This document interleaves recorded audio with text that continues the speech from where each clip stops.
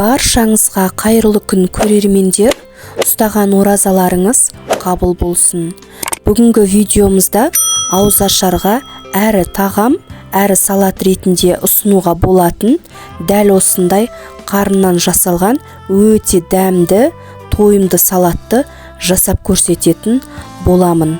Видео түсінікті болу үшін арнамнан алыстамай видеоны соңына дейін қарап, жасалу жолын тамашалаңыздар.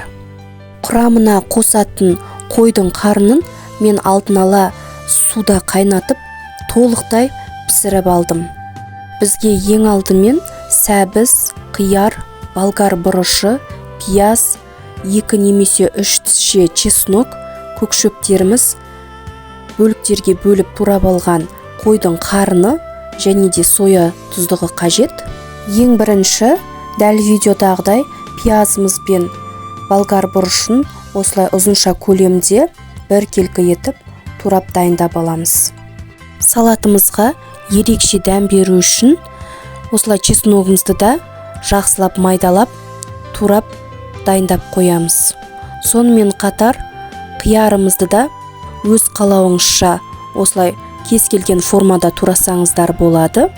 Көк пиязымызды да 3 немесе 4 бөлікке бөліп, осылай майдаламай ірі күйінде тураймыз. Құрамына қосатын укроп пен петрушканы дәл осылай майдалап қосқан жөн. Міне барлығын турап дайындап алдық. Ендігі кезекте табамызды отқа қойып, ішіне шамалы сұйық майымызды құйып, біздің майымыз қызған уақытта үстіне ең алдымен турап алған қарнымызды салып, дәл осы майда жақсылап қуырып аламыз.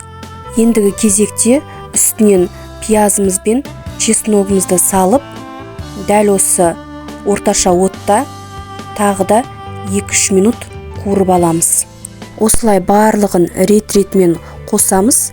Келесі кезекте болгар бұрышы және дәміне қарай шым-шым тұзымызды салып, араластырып аламыз.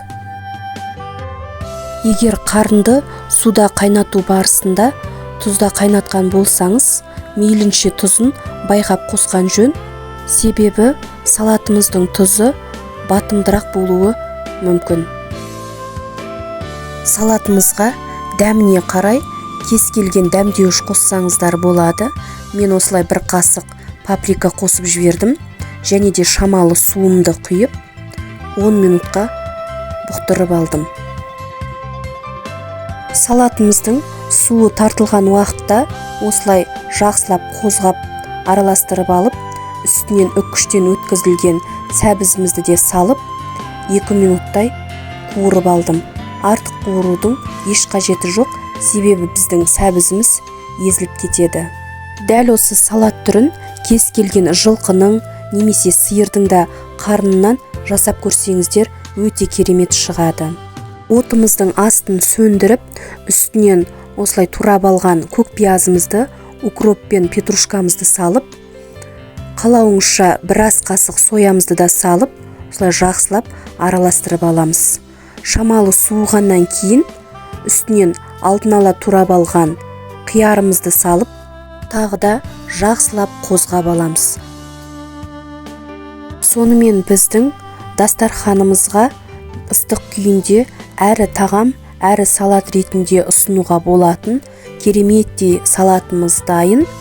Рецептің толық нұсқасын төменде жазба бөлімінде жазып қалдырамын.